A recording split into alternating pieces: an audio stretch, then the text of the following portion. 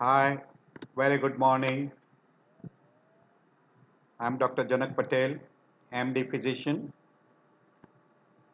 Today we'll be discussing on very interesting topic which will be very useful to you in your everyday practice.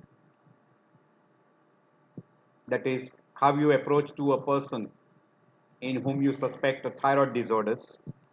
So we say that thyroid normal function disorders in very short.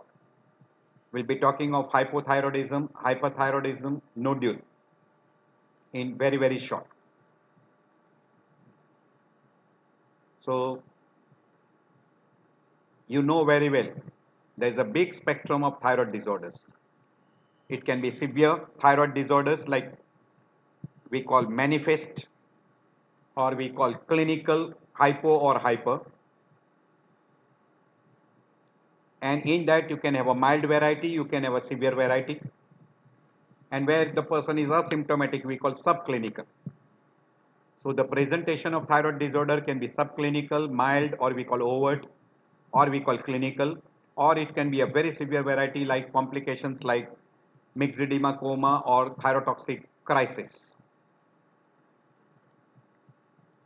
So it can be hypo, having subclinical, mild, or severe, or it can be hyper. And sometimes you've got a thyroid enlargement, but it is euthyroid, normal functioning thyroid. So you can have a goiter which can be hypofunctioning, hyperfunctioning, or euthyroid. A classical example of a euthyroid goiter is a puberty goiter. Say maybe a mild iodine deficiency goiter, etc. Goiter can be smooth enlargement and that can be hyperfunctioning.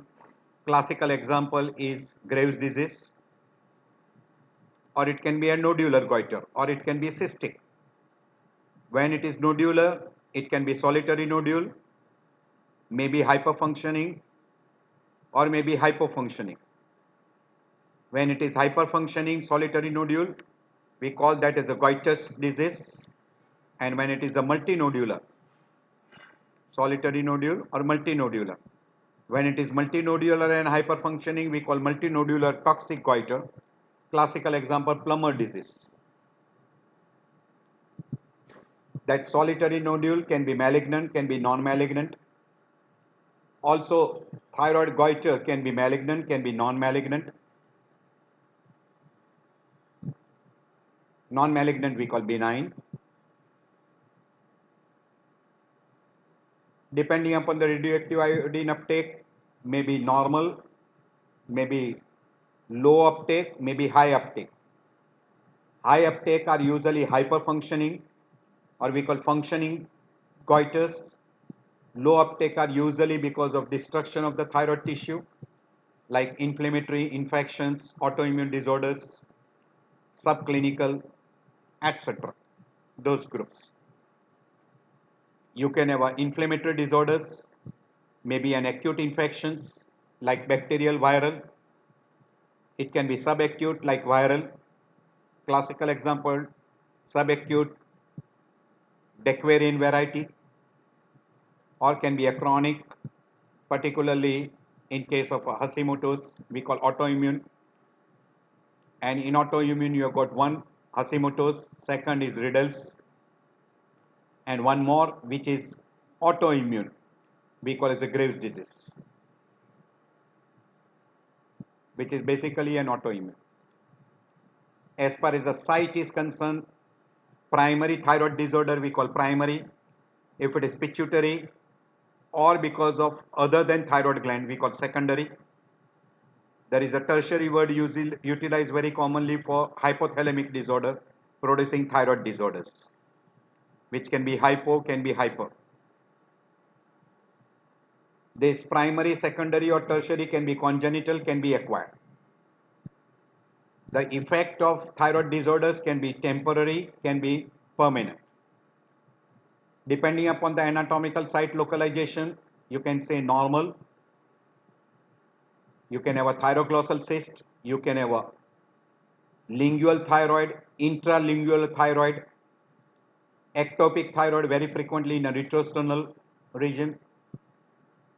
Or you can have a paraneoplastic syndrome where it is secreting TSH, or we call TSH secreting tumors, TSHomas, which can be very commonly bronchogenic carcinoma or can be ovarian or testicular teratomas and occasionally GI tract tumors also. So we have told you that depending upon the duration of the symptom signs, transient or can be permanent. There is one another condition where your T3, T4 and TSH can be abnormal, that is U6 syndrome, where TSH remains normal and you can have a slight decrease in T3 level and you will have an increase in reverse T3 and T4 may be normal. Sick euthyroid, second name for the same condition, sick euthyroid syndrome, or it is also called as acute illness thyroid disorders. There is one another variety we call as iatrogenic or factitious, which is because of drugs, surgery, or we call as a radiotherapy, or can be also because of iodine excess intake, or can be iodine for treatment itself, or also because of hormone replacement therapy. Maybe because of antithyroid drugs, hormone replacement therapy, or it can be because of tissue resistance, peripheral tissue resistance, where thyroid hormone is produced but it is not effective. It can produce hypothyroidism. Etiology wise, one very simple way, congenital acquired, primary, secondary. Duration wise, permanent, transient, and severity wise, mild or subclinical, overt or clinical. Or also you can call that severe variety, we call it the myxedema coma or thyrotoxic crisis. There is also tertiary word which is being utilized. Secondary and tertiary put together is called central groups. Overt, sometime also you use the word frank diabetes or a frank hypothyroidism or frank thyrotoxicosis. Severe variety you call myxedema coma or thyroid storm or thyrotoxic crisis. There are some autoimmune disorder we call Hashimoto's, etc. This is already I have shown you this slide in a previous what we call as introduction of thyroid gland. That is, it can be euthyroid, hyper or hypo. Hyper or hypo. Diffuse goiter can be there. It can be solitary nodule or multinodular, solitary or multinodular, and this can be by and large multinodular, solitary nodule are hyperfunctioning rather than hypofunctioning. But still, multinodular can be still hypofunctioning or can be euthyroid also. Diffuse multinodular, diffuse goiter, if it is hyperfunctioning, it is usually Graves' disease. You can have a simple goiter which can be euthyroid. Hyperthyroid are usually the word utilized is toxic. We call as a diffuse toxic goiter, multinodular toxic goiter, toxic multinodular goiter, or toxic solitary nodule, or toxic solitary adenoma. So any one of these terminology is utilized. So toxic solitary nodule or toxic solitary adenoma, toxic multinodular goiter. Non-toxic multinodular means there is no hyperthyroidism. It may be euthyroid or maybe sometime, occasionally hypo. Non-toxic diffuse goiter, and you can have a toxic diffuse goiter. Usually hypothyroid is called non-toxic. Goiter can be hypo, hyper or neoplastic. In neoplastic it can be neoplastic or benign. Hypothyroid can be congenital or acquired. In congenital it may be because of abnormal hormonogenesis or because of autoimmune or because of drug induced. While acquired group is very frequently two most common groups, iodine deficiency and autoimmune. And this is very common in Himalayan territories, particularly Himachal Pradesh, very, very common. Severe iodine deficiency with a goiter. And autoimmune, we have got some of the common autoimmune, Hashimoto's, Riddle's, Graves is also autoimmune, and there are other groups also which can be hyper. Graves is hyper, other autoimmune can be hyper. And in autoimmune hyper, you can have even Hashimoto's. Occasionally, you can have a goiter which can be totally euthyroid. Hashimoto's, by and large, it is hypo. In some of the stage, it can be hyper. Then it is called Hashimotoxicosis. Hashimotoxicosis. Riddles is usually hypo. Graves' disease is usually hyper, and it is autoimmune variety. You can have a goiter secondary due to inflammation, which can be acute, subacute, or chronic. One of the example of chronic is Hashimoto's and Riddle's, while subacute is Dequarian, and acute is usually bacterial or viral infections. Neoplastic can be benign or malignant. Depending upon the radioactive iodine uptake, you can call as a low uptake goiters and high uptake goiters, or we call cold nodules and hot nodules. And between the two, we call as a warm nodule. Whenever there is an inflammation of thyroid gland, we call thyroiditis, which can be painful. And painful you can divide into infectious and post-viral. In infection, it can be acute or it can be chronic. Usually acute are because of bacterial infection like staphylococcus, streptococcus, pneumococcus, etc. While chronic is very commonly in an immunocompromised host, which is very commonly because of tuberculosis or pneumocystic carni, or very rare in fungal infection where the person is severely immunocompromised. So this is acute and chronic variety. While post-viral usually leads to a condition we call as a Dequarian variety, and this particular will be very frequently hypothyroidism, while a thyroiditis which is because of autoimmune disease, which is usually painless, and classical example are two, that is we call Hashimoto's and Riddle's. In Hashimoto's, you can have initially little toxicosis, later on it goes into a destructive part where you get hypothyroidism. Riddle's is basically because of extensive fibrosis, so it is a hard enlargement of a thyroid gland, and it is usually hypothyroid. In a postpartum period, again it is an autoimmune variety where by and large it results into hypothyroidism rather than hyperthyroidism. And some of the time you get an enlargement of the thyroid gland secondary to drugs or because of radiation also. And that can also produce inflammation of thyroid gland, we call thyroiditis. Radiation induced thyroiditis, drug induced thyroiditis, etc. But the most common are these three: Hashimoto's, Riddle's, and postpartum. There are many other names utilized as far as thyroiditis is concerned.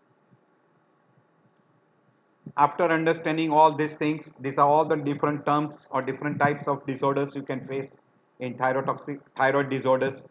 Can be hyper or hypo depending upon the function wise and depending upon the anatomical etiology, etc. These are all the terms which are being utilized. We have already done all those things. So go through all those again and again. You will remember all those very nicely. I'll try to make it as simple as possible as we proceed by.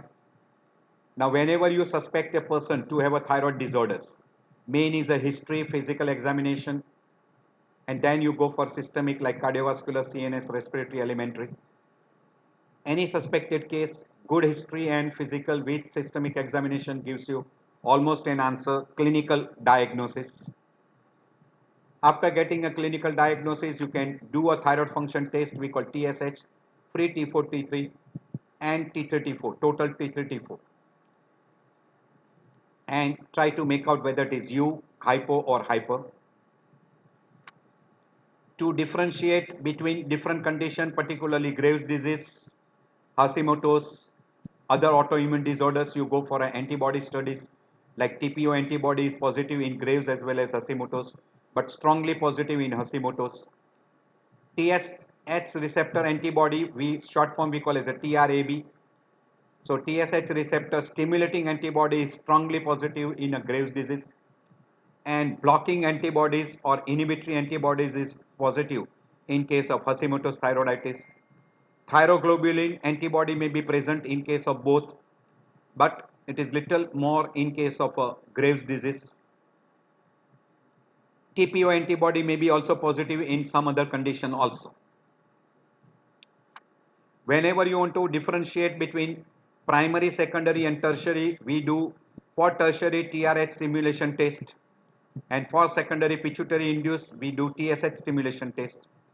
Very rarely inhibition test is being done, that is T3 inhibition test, very rarely being done. Most commonly for hypothalamic induced disorders, TRH stimulation, and for pituitary induced TSH stimulation tests are being done. For thyroid nodule, ultrasound, radioactive iodine uptake, technetium scan, thyroid, that is technetium thyroid scan, followed by FNAC biopsy, or you can go for a routine biopsy, open biopsy. So these are mainly for nodules to differentiate malignant from non-malignant conditions, benign conditions.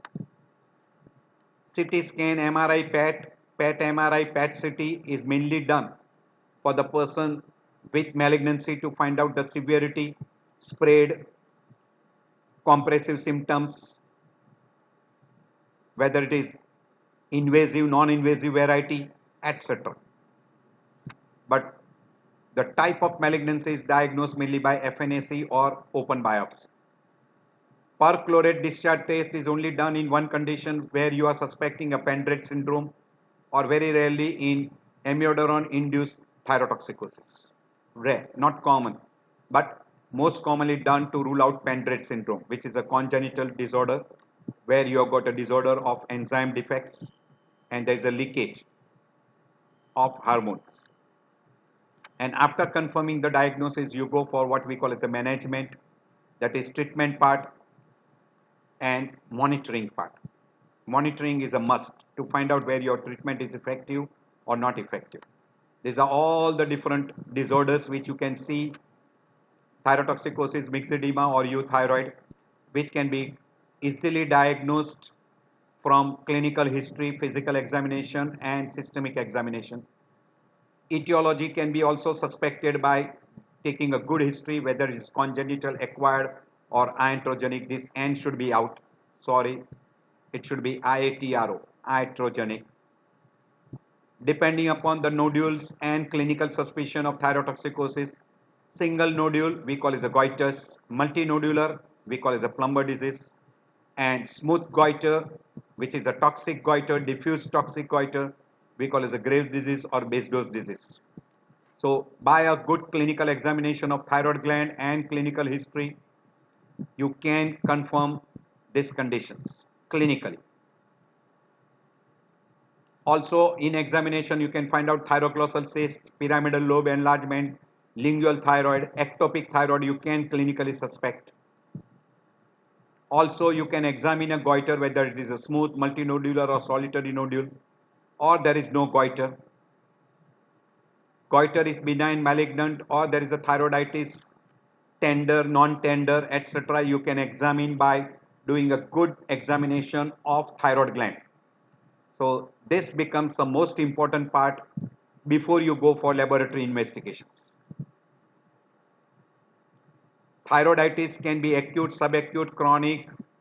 It can be autoimmune, Hashimoto's riddles or postpartum thyroiditis. All these are also suspected by a good clinical examination and a good history.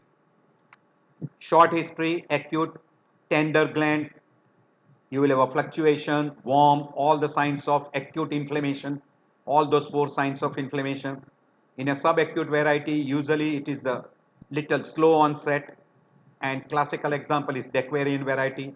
In a chronic, usually there is a long-standing history, and in a case of a riddles, it is a hard nodule which is freely mobile, moves with deglutition. Hashimoto's is very common disorders. Riddle's is not a very common, and this will be in a postpartum period. That is, we call postpartum thyroiditis. So, by a good history and physical examination, etc., and examination of thyroid gland, good number of conditions you can suspect on a clinical ground. A person is hypothyroid or hyperthyroid. There are a lot of symptoms and signs, but there are few which are very peculiar for hypo. That is arthritis, cold intolerance, depression, dry skin, myxedema, myxedematous changes in the skin, forgetfulness, heavy menstrual period, metromenoregia, infertility, muscle aches, weight gain, constipation, brittle nails, loss of lateral eyebrows, dry and coarse hairs, puffy face. Person may be associated with goiter enlargement. By and large, it is a smooth goiter and bradycardia. These are all the symptom signs in case of a hypothyroidism. While in a hypothyroidism, insomnia, heat intolerance, infertility, irritability, muscle weakness, nervousness, amenorrhea, hair loss, exophthalmos, excessive sweating, thyroid goiter, tachycardia, weight loss, diarrhea, warm moist skin, tremors, you get acropathy, onychoplasia, changes in the nails, etc. And if you have got an exophthalmos, it is more in favor of Graves' disease. And in case of a plumber disease, you will have more of cardiovascular signs like tachycardia, congestive heart failure, atrial flutter fibrillation. So cardiovascular symptom signs are more common in those groups. So clinically, this will be in a manifest groups, or we call clinical variety, or we call overt variety. But in a some clinical variety, some of this symptom may be present, but person usually remains asymptomatic. But once the person, even with a subclinical hypothyroid reports or subclinical hyperthyroid reports, and if they present with any one of these symptoms in hypo or in hyper, the person needs treatment. So this is a difference between hyper and hypo. We have already shown you in this slide. So go through that. You can go in detail again in this particular. All those difference whatever are mentioned before, they are discussed, and there is a comparison between hyper and hypo. You can have a look at that at a leisure time.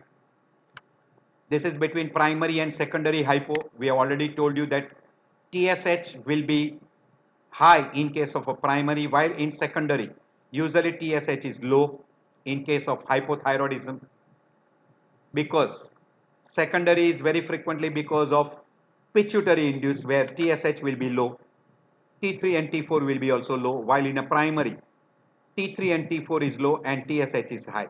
This is one of the main important difference between primary and secondary. Second important thing is, in secondary cortisol level will be affected, while in primary usually other hormones secreted by a anterior pituitary from beta cell will not be effective.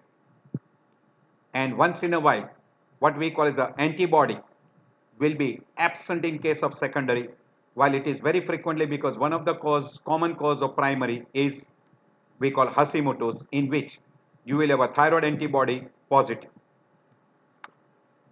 And in primary, very frequently you will have a goiter, quite frequently goiter is present, and you will have a myxedematous changes in the skin. While in case of secondary, usually goiter is absent and myxedematous changes are also nearly absent. While you want to differentiate between primary and secondary thyrotoxicosis, primary is because of the basic thyroid gland disorder, while secondary is because of what we call as either because of pituitary or because of drug induced or external secretion of TSH hormones. And it is very easy to differentiate. Cardiovascular signs will be more common in secondary, and exophthalmos will be more common in case of primary, or we call as a Graves' disease. It is very, very common. So do look for that particular very important things to differentiate the two. In case of hypo, these are some of the things which we have already mentioned: depression, hair loss, weight gain, tiredness, dry skin, bradycardia, mixed edematous changes in the skin, menstrual irregularity, particularly metromenoregia, infertility, depression, etc. These are typical mixed edematous change. This is a typical infantile hypothyroidism we call as neonatal hypothyroidism or cretinism. You will have a goiter, you will have a macroglossia, typical mixed edematous face. Hypothyroidism may be also associated with very frequently some of the comorbid conditions like obesity, endothelial dysfunctions, blood pressure, hyperlipidemia, and person can have accelerated atherosclerosis. Can be also associated with type 1 and type 2 diabetes, infertility, hyperlipidemia, ischemic heart disease, cerebrovascular strokes, and depression. These are some of the things may be associated along with hypothyroidism. In a person with hypothyroidism, diarrhea, weight loss, tremors, warm moist hands, tachycardia, atrial flutter fibrillation, dryness, sore throat, excessive sweating, insomnia, quite common symptoms. And some of the common exophthalmos signs like Stilwell signs, von Graffi's sign, you can have a Joffre's sign, Mobius signs, etc. All those signs can be present. So you will have a symptoms of exophthalmos like proptosis, corneal damage, periorbital edema, chemosis, conjunctival injection means reddish conjunctiva, extraocular muscle can be involved, we call ophthalmoplegia, and optic nerve can be compressed producing optic neuropathy. And goiter can be smooth goiter, non-nodular. You can palpate, thrill, auscultation of bruit can be possible. It will be moving with deglutition, non-tender, and usually there is no adenopathy. And diffuse enlargement of the thyroid gland. Lidleck sign will be positive. All those signs what we have mentioned, von Graffi's sign, Stilwell sign, Mobius signs, as well as we call Joffre's sign, all those signs will be positive. As well as along with goiter, person will have hyperthyroidism by laboratory parameter. You will have exophthalmos, localized mixed edema, acropathy, and in a person with a Graves' disease, you will have a stimulating antibody will be strongly positive. All these are very commonly seen in a Graves' disease. This is typical acropathy, means nail change or a finger changes, clubbing of the finger, painless. There will be periosteal proliferation, soft tissue swelling, etc. And you can even have a clubbing. While as far as the nail changes is concerned, you can have a brittle nail, the horizontal scarring will be there. You can have this brittle nail, etc. will be there, and those are also called as plumber nails. The separation of a nail from the nail bed you call as a plumber nail, and these nail changes are called onycholysis, and finger changes are called acropathy. There is another group we call as a critically ill patient, where person is sick because of other disorders like severe acute sepsis, liver disease, malignancy, traumatic injury, post-surgical major surgery, CKD, congestive heart failure, etc. In this particular group, you will have a normal T4 or high T4, low T3, and because that T3 is converted into reverse T3, you will have a high level of RT3 or we call reverse T3, and TSH will invariably remain normal. In a very severe variety, you can have a TSH level low also. And once the person recovers from these conditions, all parameters that is T34 and TSH will be normal. So do recognize, and this particular person do not require any particular treatment. They require control of these disorders. And T34 TSH will become normal. So in a person who has got an abnormal low level of T3, normal or little high level of T4 and normal TSH, do suspect critically ill thyroid illness in critically ill patient. Also, there is one more condition we call as a sick euthyroid syndrome also. For confirming the diagnosis, you will do TSH, free T4, free T3, T34, we call total T34. You can do TPO antibody, TSH receptor antibody, which can be stimulating antibody or inhibitory antibody, or it is also called as a thyroid receptor antibody. Thyroglobulin antibody you can do. You can go for a TSH stimulation test to differentiate pituitary induced disorders, and TRH stimulation test for TRH, what we call as a hypothalamic induced disorders, or very occasionally inhibition tests are being done. We already mentioned before that ultrasound radioactive iodine uptake, we call thyroid scan by technetium, CT, MRI, FNAC, PET CT, PET MRI, are all these are being done mainly for goiter to differentiate malignant, non-malignant, hot nodule, cold nodules, high uptake, low uptake, normal uptake, type of goiter, multinodular, solitary nodule, smooth goiter, etc. can be easily identified by doing all these tests. So these are the tests usually done for a person with goiter, enlargement of a thyroid gland. And very rare test, perchlorate discharge test is very rarely done to rule out Pendred syndrome, or we call as a amiodarone induced thyrotoxicosis.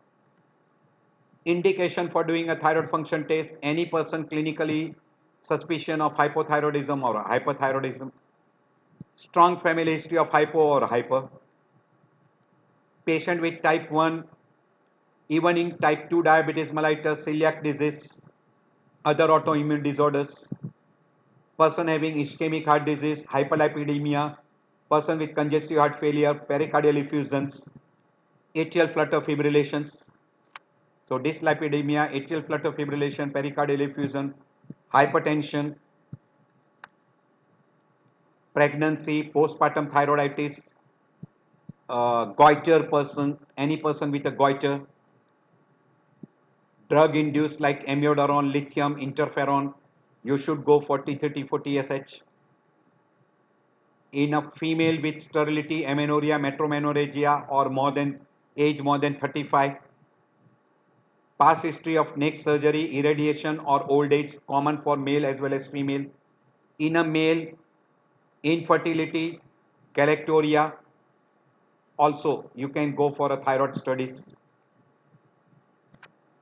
We divide the thyroid study into two big groups, non-goiter and goiter. In a non-goiter, history, physical examination, thyroid and examination is very important. BMR test, deep tendon reflex relaxation time examination can be easily done. You can examine cardiovascular system, do echo and ECG to rule out other cardiovascular disorders and effect of thyroid hormones disorders on cardiovascular system. Laboratory parameters, antibody studies, lipid profile, GTT, CBC, CPK, LDH and AST. These are some of the tests very commonly being done in a person with hypo or hyperthyroid without goiter. But if a person has got a goiter or a nodule, physical examination like all this has to be done in that group also. Plus ultrasound, CT scan, MRI, PET scan, radioactive iodine uptake, technetium, thyroid scan, FNAC, biopsy, etc.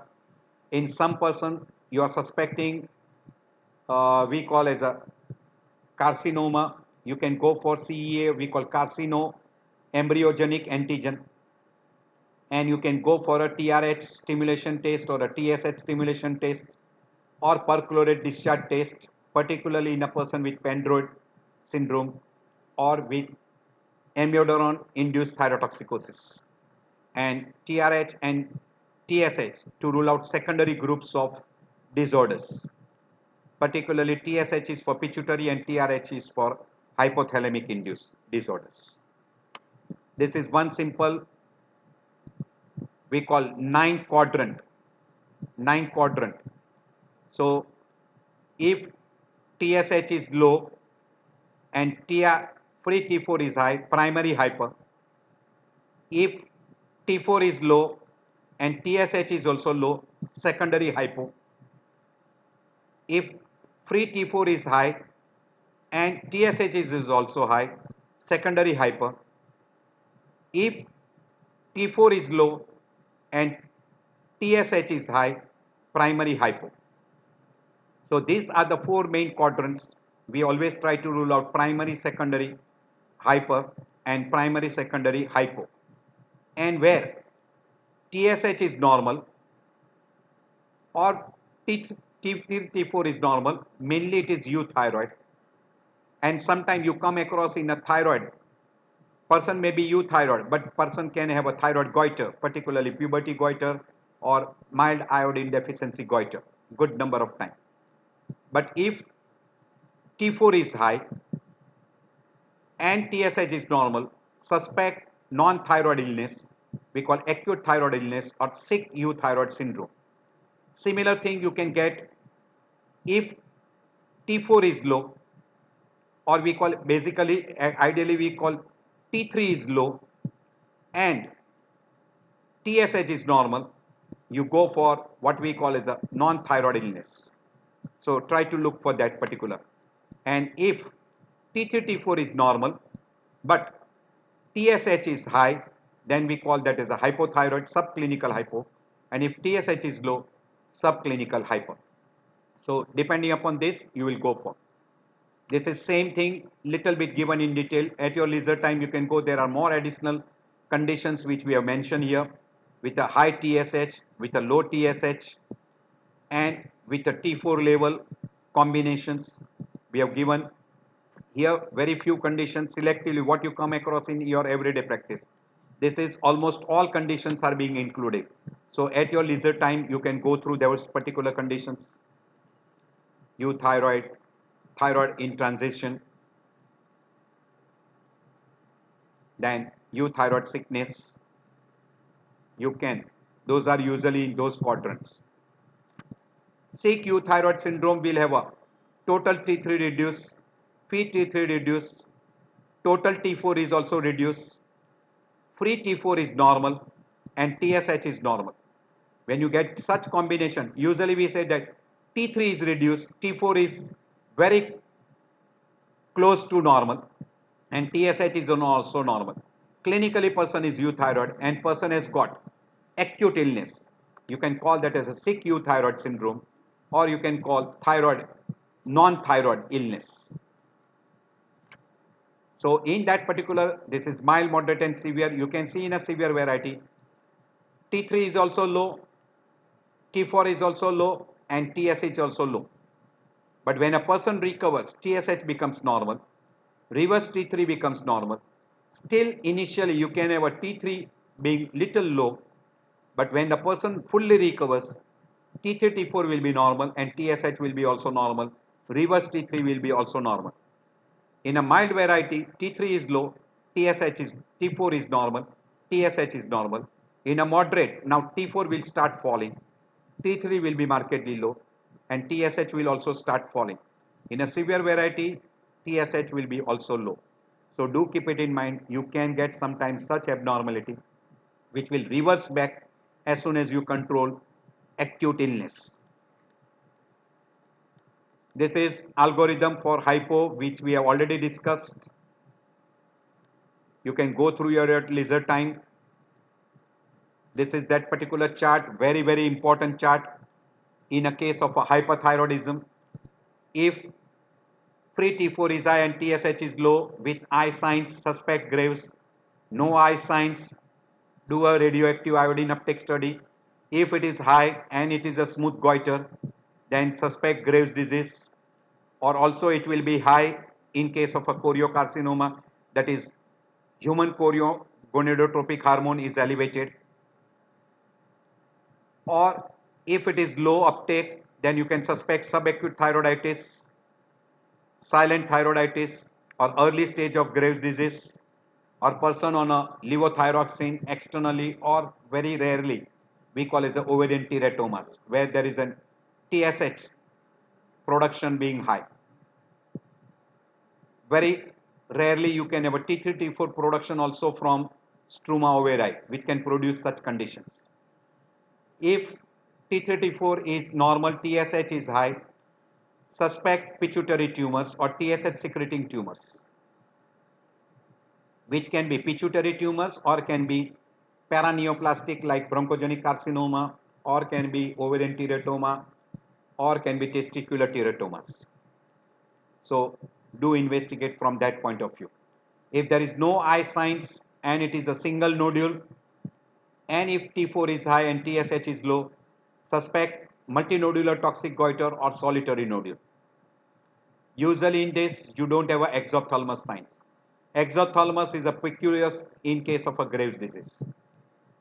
If T4 is normal and TSH is low, then do T3 simultaneously. And with combination of T3, if T3 is high, early stage of Graves' disease. If T3 is low, euthyroid 6 syndrome. And if T3 is normal, subclinical hypothyroidism. Do keep it in mind, these conditions. This is same we have already mentioned regarding antibody in Graves' disease. Stimulating antibodies will be strongly positive. TPO will be positive in 70 to 80% of the patient, and thyroglobulin will be present in 50%. Same thing will be also seen in Hashimoto's and postpartum thyroiditis. But in these two groups, TPO antibody will be strongly positive, but blocking antibody may be detected only in 10 to 20% of the groups. So keep this thing. So you can easily differentiate postpartum thyroiditis and Hashimoto's from Graves' disease very easily. And in all the three, you will have a goiter. This is during early pregnancy. T3T4 level and TSH level is important. So if you diagnose an overt thyroiditis, overt thyrotoxicosis, or we call it a Graves' disease in an early stage, you will have a TPO antibody and stimulating antibody will be strongly positive. In a subclinical variety, you will have a TSH level low and T3T4 level may be normal. TPO antibody is usually negative in this particular group of people in a subclinical thyroiditis or maybe gestational transient thyrotoxicosis. While in a case of a hypothyroidism, very frequently TPO antibody will be positive in a subclinical hypo, and in this particular group, you will need a levothyroxine treatment will be required.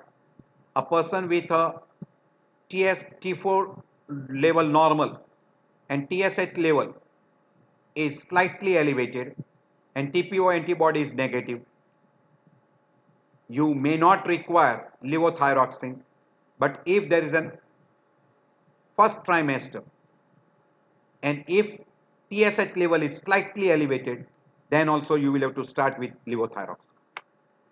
Usually TSH level are at a particular level during first trimester, we call less than 2.5, in second trimester less than 3, and third trimester it is more than 3. So if any person who has got a disorder, whether hyper or hypo, and he is on a treatment, you should maintain this close to, in a first trimester, close to 2.5, in second and third trimester between 2.5 to 3, not over 3. So keep close to that level. So any person with T3, T4, TSH normal, usually we call as a normal or euthyroid. If T3, T4 is normal and TSH is also normal, then also it is euthyroid. Free T3, T4 is elevated and TSH is low, it will go in favor of primary hyperthyroidism. If TSH is high and free T3, T4 is low, primary hypo. T3, T4 is high and TSH is also high, secondary hypo. T3, T4 low and TSH is also low, secondary hypo. T3, T4 normal and TSH is high, we'll call that as subclinical hypo. T3 T4 normal and TSH low, subclinical hyper. If T3 T4, T3 and T4 is little elevated or low and TSH is normal, non-thyroid illness, or even in case of aldosterone, sorry, not aldosterone, amiodarone induced thyrotoxicosis or acute thyroid illness also, it can be abnormal. T3 is low, T4 is normal and TSH is also normal. Sick euthyroid, or we call euthyroid sick syndrome. T3 elevated, T4 normal and TSH is low, T3 thyrotoxicosis. Almost, if you keep this thing in mind, you will be able to pick up and differentiate the different condition by doing free T3 T4 and TSH level, very common. Clinical presentation wise, it can be goiter, which can be smooth multinodular, solitary nodule, single, maybe nodule or maybe a single adenoma. Clinical symptom signs wise, euthyroid, hyperthyroid or hypothyroid. And when you examine the goiter, you should look at the site, size, shape, surface, consistency, tenderness, pressure effects, movements with deglutition, fixed to the deeper structures or not, etc. And try to differentiate Hashimoto's, benign thyroid nodules or goiter, hypo or hyper by clinical examination, smooth, soft, mobile, warm or not, multinodular, solitary nodule, cystic, etc.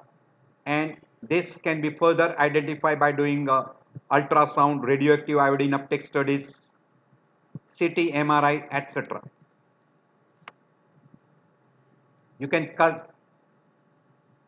can suspect malignancy if goiter is more than 3 centimeter in size, rapid growth of the tumor, firm, irregular surface, fixed to the deeper structure or adjacent structure. There is associated with cervical lymphadenopathy, and on radioactive uptake studies, cold nodule and solid nodule or complex cyst or hypoechoic on ultrasound. While if the age is less than 20 or more than 70, less chance of malignancy, male, less chance, history of childhood having a head and neck surgery, this is in all these conditions, you can suspect malignancy. Less than 20-year or more than 70-year male are more prone for malignancy. Neck irradiation, more chances of malignancy. Family history of we call as a malignancy, or person in a family is having multiple endocrine adenomatosis. So in those particular conditions, you can have a very high chance of malignancy. These are all the different groups where the chance of malignancy will increase.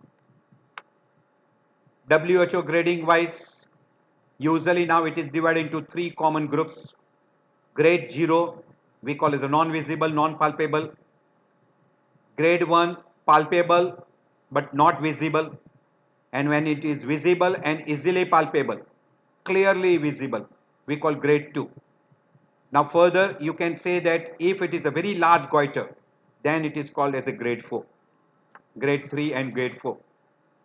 So that usually is not utilized. Non-visible, non-palpable, grade 0. Palpable but not clearly visible, grade 1. Clearly visible and easily palpable, grade 2. And very much enlarged, grade 4.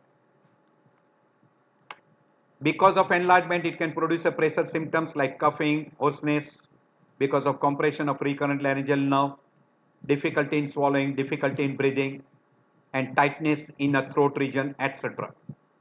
So this can be the symptom signs. And when you examine a patient, always let the patient sit on a stool or a chair. Inspect from the front as well as from the side. Look at the thyroid gland when he's swallowing sputum or swallowing saliva, or give him a water. Examine the neck in a relaxed position. Palpate from behind. Remember that fingertips is the best way to find out a thyroid gland enlargement and the type of a thyroid gland: solid, soft, hard, tender, non-tender, etc. Use the tip of the finger for palpation. Palpate firmly down from cricoid to completely down to the suprasternal notch. Perform the Pemberton signs to rule out retrosternal goiter. By elevating the arms close to the head, you will get congestion of the face, that is Pemberton signs. It will be extremely difficult in this particular lady to examine, inspection, palpation, percussion and auscultation will be difficult.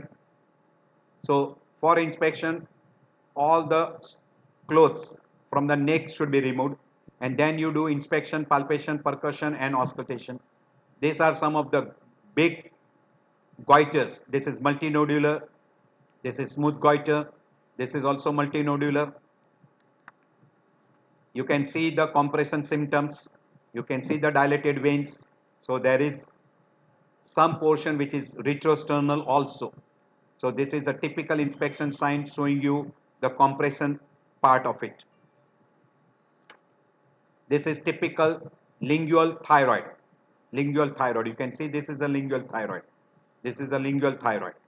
Lingual thyroid. You can see this is a lingual thyroid. It can be inside the tongue itself. We call as intralingular. This is typical one of the variety of ectopic thyroid gland. This is a toxic multinodular. This is a diffuse goiter. This is a small cyst. This is on the side, so this is less likely to be thyroid. This is a goiter. This is an infected cyst. This is a cervical abscess, big cervical abscess. These are lymph nodes, and if these lymph nodes are present with a little enlargement of the thyroid gland, this can be secondary metastasis. This is a submandibular abscess. So all swelling in the neck cannot be thyroid, but always rule out thyroid gland. This is classical Pemberton signs. You can see on elevating the arms, there is a marked congestion because of the compression in a retrosternal goiter. While palpating, look at the volume, consistency, mobility, surface, temperature, parameters. We call palpable bruit, or we call palpable thrill, then tender, non-tender, etc. And this is the best way of palpation. The fingertips should be utilized, and always palpate by standing on the back. Also auscultate for a bruit. Whenever you are suspecting a retrosternal goiter, percuss on the sternum, manubrium sterni. And in some cases, particularly when you suspect a cyst, do a trans-illumination test by using a torch. This is a trans-illumination test using a torch. These are the things when a person comes to you with a nodule. History and physical examination we have already discussed. Do a TSH test. If it is very low, it is chances of thyrotoxicosis. Do a radioisotope scan. If there is decreased uptake, we call it a cold nodule. This is a cold nodule. Go for FNAC directly, or you can do an ultrasound and go for FNAC biopsy. If it is a hot nodule, it is by and large less likely to be malignant, but still try to rule out malignancy. In this, you can go for a, because this is a thyrotoxicosis, you can go for what we call as a thyroid drugs which suppresses the thyroid secretions, or you can go for a radioactive iodine or surgery. So it is called drug, radioactive iodine or surgery treatment. And if you use an ultrasound, if it is less than 1 centimeter, by and large it is less likely to be malignant, but more than 1 centimeter there is a suspicion. On a ultrasound, if it is a solid tumor, go for FNAC biopsy. If it is a cystic tumor, you can rule out by doing an aspiration and look for the malignant cells. And if there are malignant cells, you can go for a surgery. Surgery is a must in the cystic tumors. While FNAC, if it is non-diagnostic, you can repeat the test again in a clinical suspicion. If it is malignant, you can go for surgery or radioactive iodine treatment, radioisotope treatment, I-131 treatment. In a suspected malignancy also, surgery or radiotherapy. In indeterminate Hertel's malignancy or follicular carcinoma, also you can go for radioactive iodine scan if it is cold nodule surgery. And if on FNAC biopsy in a solid tumor it is benign, you can wait and observe, have a regular follow-up.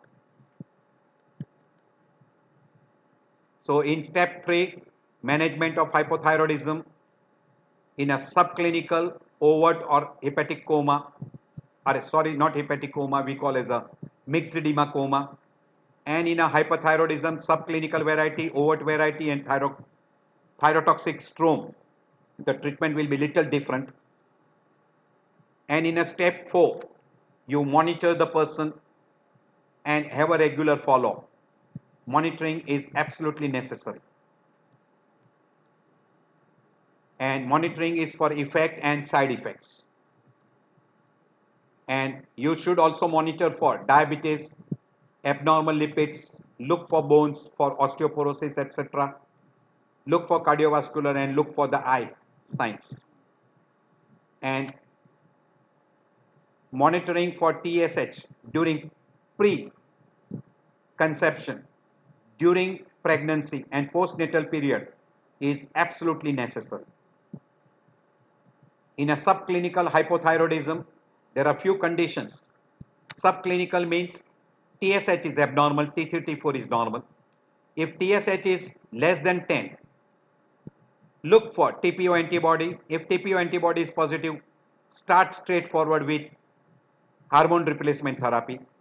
If TPO antibody is negative and TSH is less than 10, but person is symptomatic, or person is having a goiter, or there is a dyslipidemia, or person is very young, middle-aged groups, or preconception period, or during pregnancy, or there is amenorrhea, should be treated. Should be treated. And if TSH is more than 10, straightforward start with hormone replacement therapy. In elderly person, no symptoms, no goiter, no dyslipidemia, anovulatory, have a close follow-up and then decide regarding a treatment part. So close follow-up with a hormone replacement may be necessary in some of these conditions also in an elderly person. So do look at all these conditions. And whenever you do a hormone replacement therapy, mainly we give levothyroxine in asymptomatic with TSH more than 10, asymptomatic with TPO antibody positive even if TSH is more than 5, symptomatic group with TSH more than 5, we don't require TPO antibody to be positive. In pregnant female with TSH more than 5 should be treated. Any person with goiter and TSH more than 5 should be treated. And in all hypothyroid, pituitary induced should be treated. And euthyroid goiter with thyroid nodule, subacute thyroiditis, particularly Hashimoto's thyroiditis, and any person who has undergone surgery and radioactive iodine therapy for thyroid malignancy also requires hormone replacement therapy.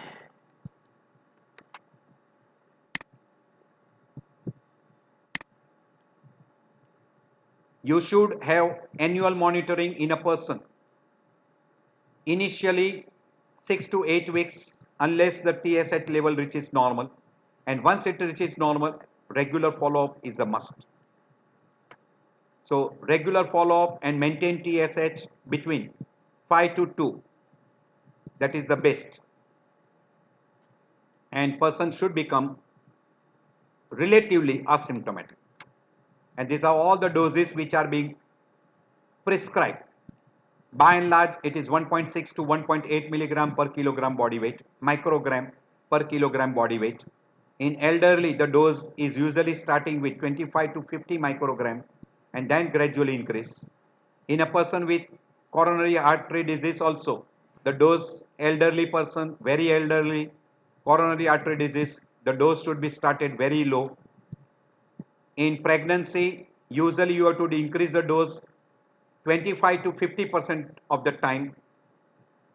You will have to increase the dose up to 50% of the original dose, and you can go up to 2 to 2.4 microgram per kilogram per day. In a congenital also, your dose requirement may be very high, 10 to 15 microgram per kilogram per day, and not more than 50 microgram per day in a congenital hypothyroidism.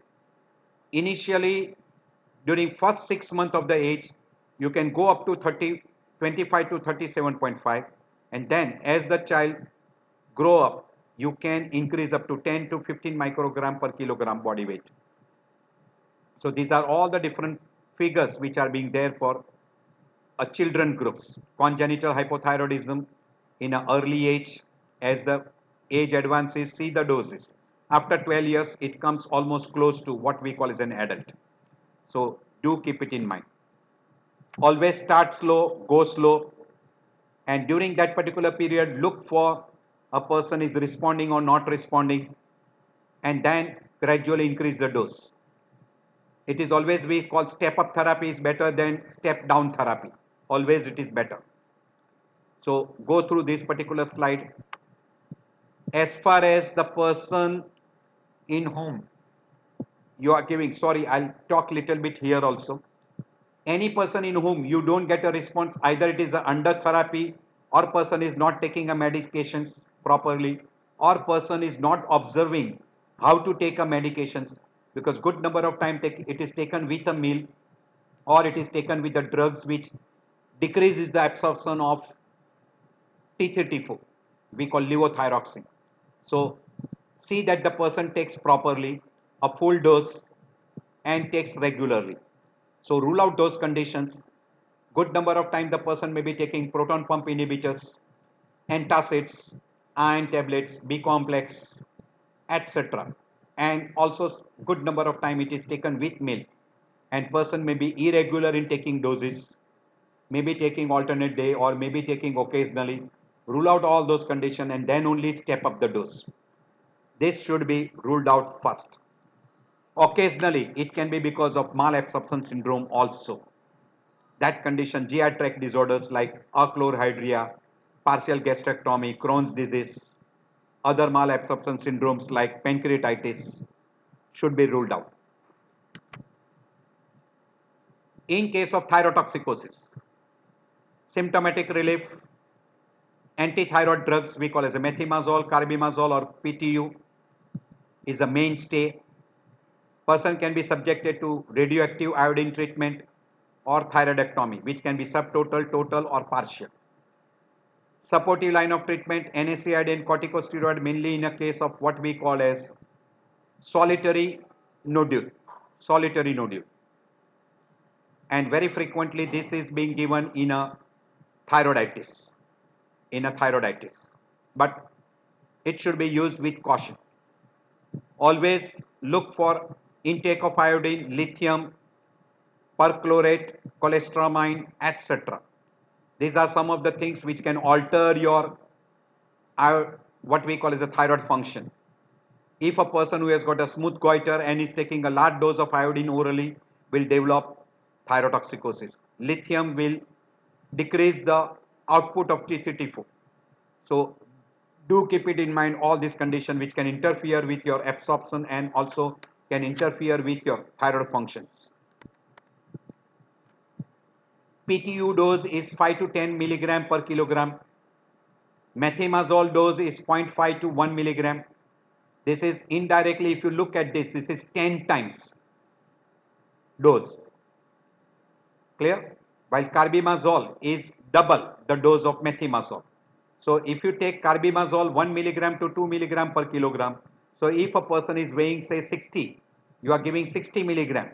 So this you will give 30, and this you will give multiple of 10. So 300 milligram of propylthiouracil you will require. So that will be the way you will have to think of. In a person with a hypersympathetic symptoms because of hyperstimulation like tremors, tachycardia, profuse perspiration, you can use beta blocker, particularly propranolol. Don't go for a very high dose. Usually 40 milligram in a sustained release preparation is adequate enough.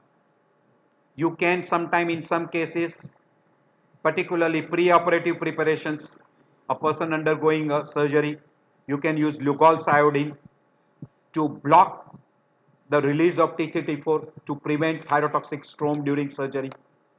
So pre-operatively it is given, and look at the complications which are there because of a goiter or because of thyrotoxicosis and treat those particular complications. In a subclinical hyperthyroid, any person with an age more than 65, if he is less than 65 but he is having a coronary artery disease, osteoporosis, postmenopausal in female, and having some symptoms of hyperthyroidism, he should be treated. He should be treated.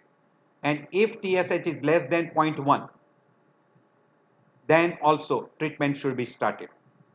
And if a person with age less than 65 and asymptomatic, you should consider treatment if he is having low cholesterol level or he is having osteoporosis, etc. You should start treatment. These are some of the conditions where T3T4 is normal, only TSH is low. And if TSH is low, between 0.1 to 0.5, then you can think it over in a person with 65 years of age.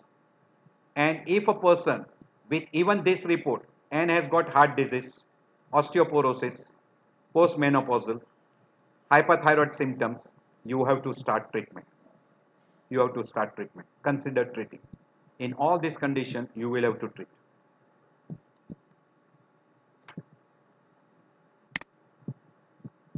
This already we have shown these slides in a hyperthyroidism. You can go through that.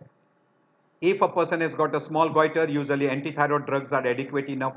You don't require surgery, and that should be given for minimum 1.5 years till it is absolutely strictly rigidly controlled, and then later on you can taper off the dose.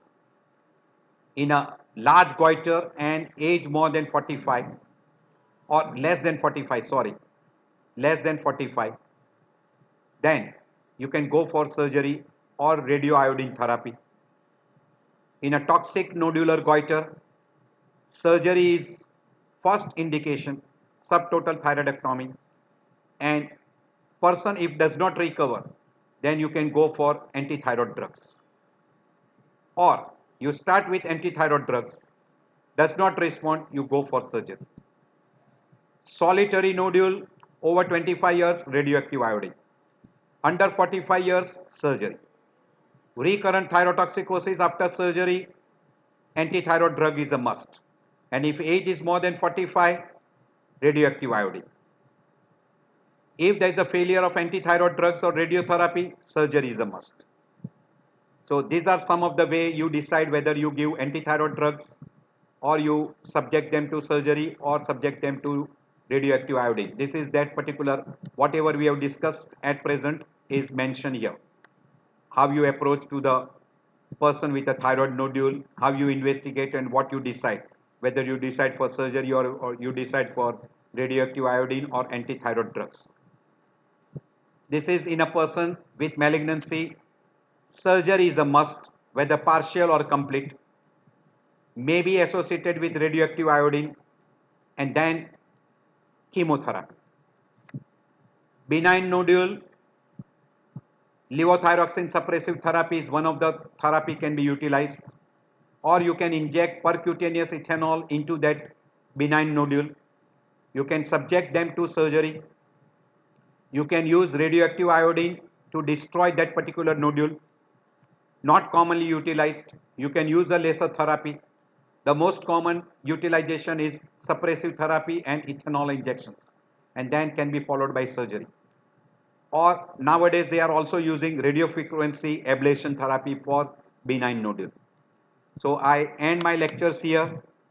I hope this will be all helpful to you, and in a subsequent lecture we'll be dealing with interesting cases and how you approach to those cases by looking clinically, and then what investigation you will ask for, we'll be discussing in those cases. So I end my lecture here.